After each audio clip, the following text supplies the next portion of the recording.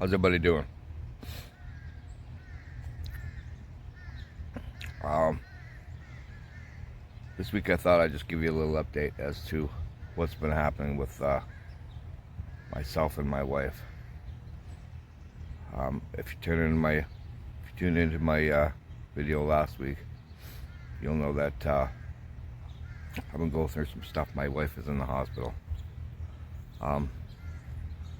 So this week we have a little bit of good news, a little bit of bad news. So, figure I'll just give you the bad news first. Now that everybody knows, in the family, it's out there. So, I can say for sure, without a doubt, she has the big C.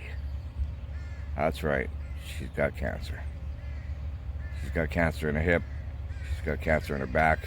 She's got cancer in her lungs. She's got cancer in her liver.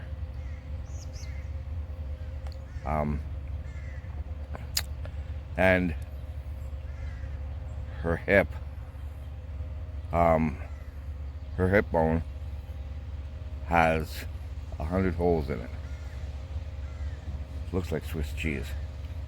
So she is now confined to a wheelchair. She'll never walk again. So that's something that we have to deal with, and we're getting used to. I have had time to process all this and yell and scream and bawl my eyes out and come to terms with it. So now it's just a matter of getting past it, getting through it. So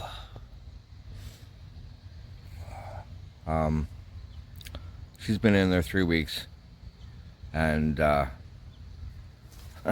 funny thing about our medical system is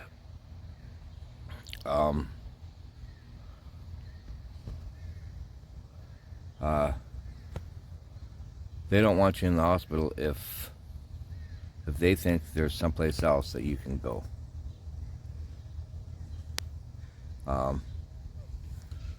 So she got her diagnosis.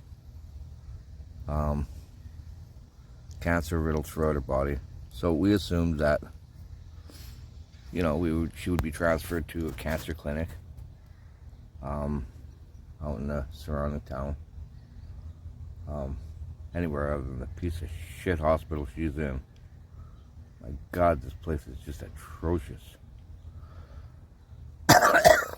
So we figured she'd be transferred to a cancer hospital, and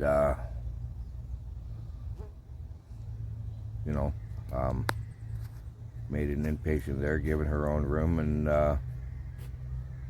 start her diagnosis. But no, we're gonna send you home.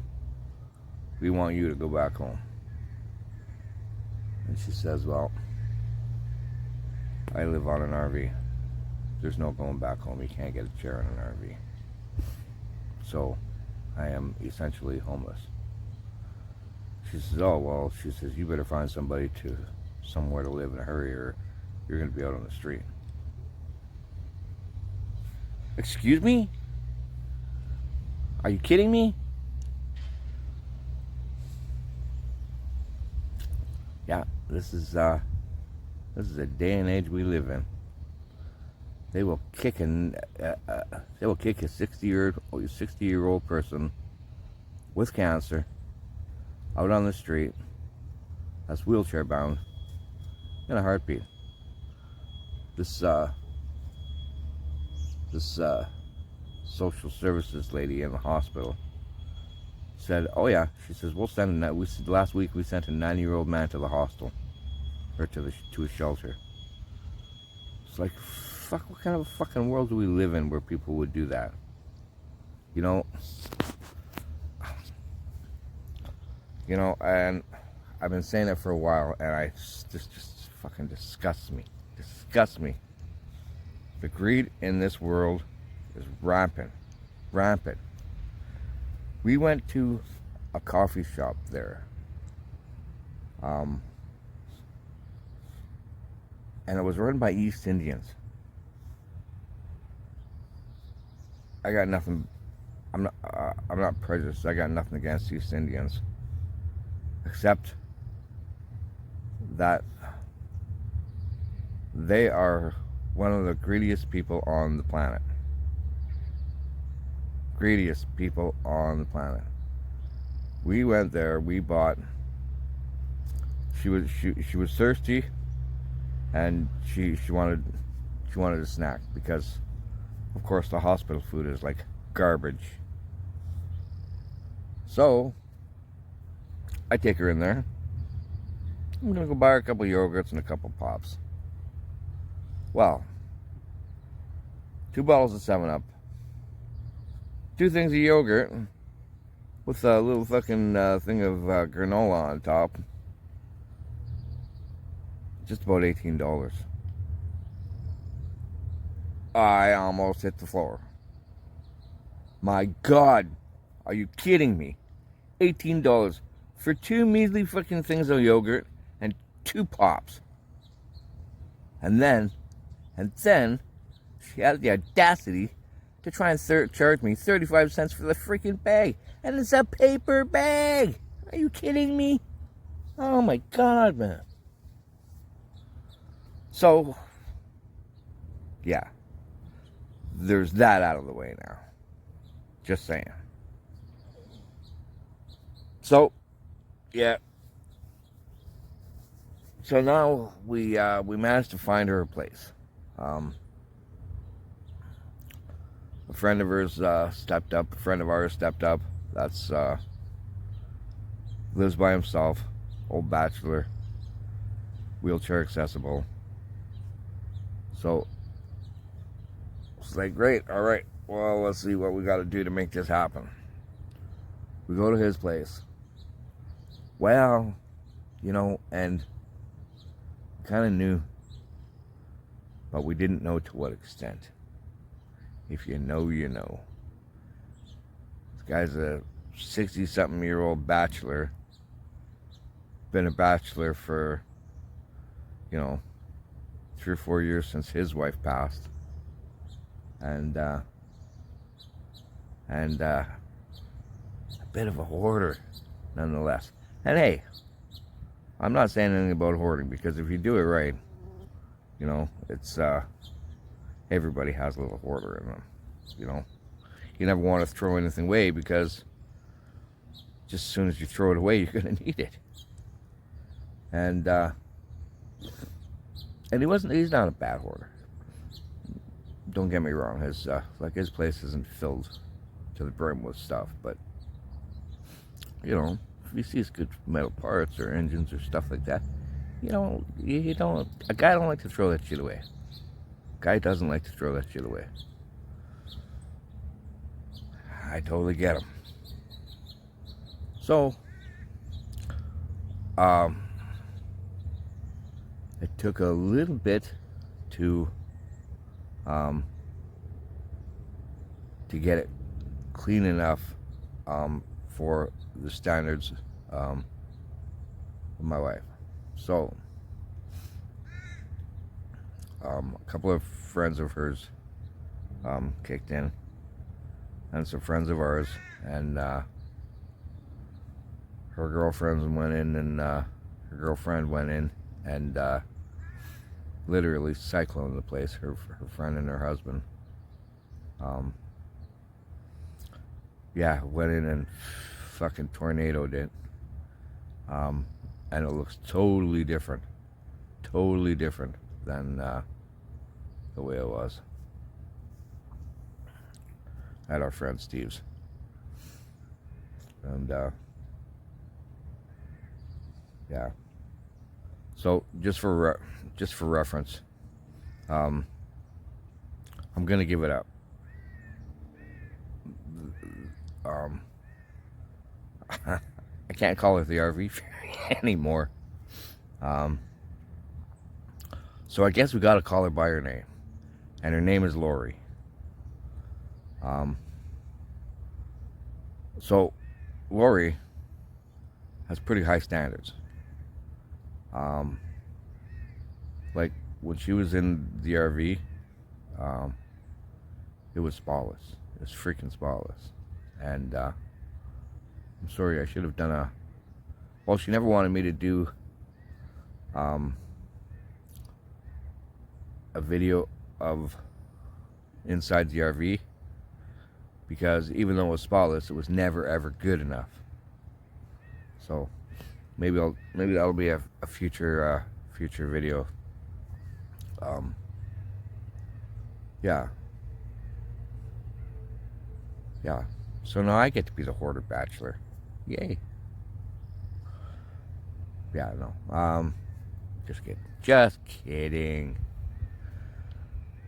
So yeah, so we got our spot, and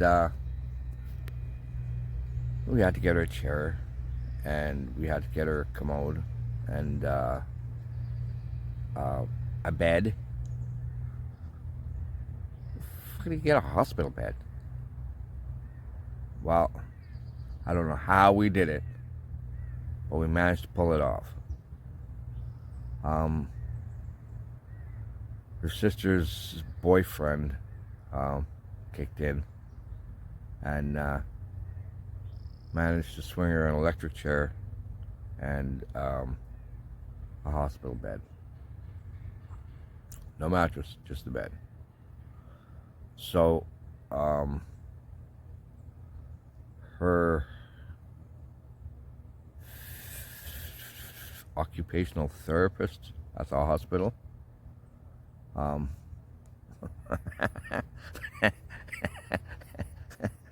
so he told him, he says, well, we got everything, but we don't have a mattress. It's got no mattress, can't come home. Well, she had that mattress figured out within half a day. She had a mattress coming. All right. As a matter of fact, I have to go over and take receipt of it here in about an hour or so. After, of course, I have coffee. Because these days, if I don't have coffee, someone could lose their life. Just saying. Yeah. And then one day I'll do a video of where she is and see. So it's a pretty interesting place actually. Steve has a couple of parrots, and he lives in a place that molds cement figurines and ponds and little water features and stuff like that. It's pretty interesting. So watch for that in a future video. Yeah. So,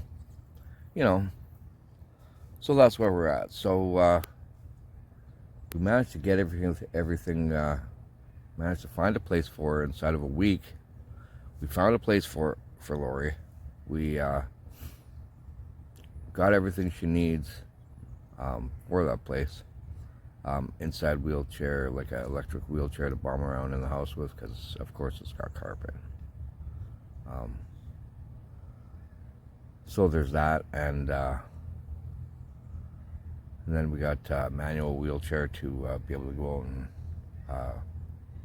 that I can fold up and take in the truck, so we can go out and do things. And the same people that cleaned her house managed to score her an outside scooter, like so she can go longer distances. Cool. And And they set up a GoFundMe for her because right now all the stuff we have is borrowed. So at some point we're going to need to buy her her own. So, and you know, I got no problem with that. The wheelchair she has, the battery is a little bit iffy anyway, so I wouldn't mind getting her a good one. You know, and then doing a little Tim thing and take it apart and see how fast I can make it. Just kidding, just kidding. Those things actually scoot fast enough. I have to be careful what I say now because she can wheel faster than I can run. So now I really got to watch my P's and Q's. Well, yeah. So you know, she has cancer. Yes, she has cancer. But it's not an immediate death sentence. It's not an immediate death sentence. If she wasn't in a wheelchair, you would never ever know she was sick. You'd never know. She's got good color, you know. Like, she looks healthy other than the fact that she can't walk. So, I don't know. I don't know what to say. I just don't know. So, we're just gonna, you know, I go get her today. We'll get her all comfortable at home, at her new home, and then get that all figured out, because it's going to be a little bit of a learning curve now. It's something we're going to have to get used to, but you know, we will, and it's life going forward with cancer, you know, and we'll help her live it to the best, you know. Start working on a bucket list, see what she wants to do, and let's go get it done. All right, guys. Until next time, you all go out and have a great week. And to my 13 subscribers, thank you very much. Thank you very much. I can't believe it. I have 13 subscribers. I am so amazed at that. And 1,000 people watch my videos. I am so honored and so touched. Thank you very, very much. So if you want to like, give me a thumbs up or subscribe. I would very, very, very much appreciate that. Now I need subscribers, and so if you want to subscribe, I would appreciate that. And you guys go out there and have a good week, and just remember, keep smiling. It makes everybody wonder what you're up to. See you next week, everybody. Hey everybody, it's me again. Somebody suggested that I put on a link to this GoFundMe page. So just for the sake of doing it, I'm gonna try and do that. So you know, if anybody feels the need, the link's down below, and Laurie and myself would very much appreciate it. We're both on a fixed income, so we don't have a lot of money to deal with what needs to be gotten, and all her medical bills and all the rest of that shit. Part of it is covered by the healthcare system up here in Canada, but a lot of it isn't. All the equipment she's going to need isn't. Some of her medication is, some of it isn't. You just never know. So I just thought I'd throw it down there just for shits and giggles, and if somebody decides to want to help out, I would very much appreciate it on both of our behalf. And Thanks again.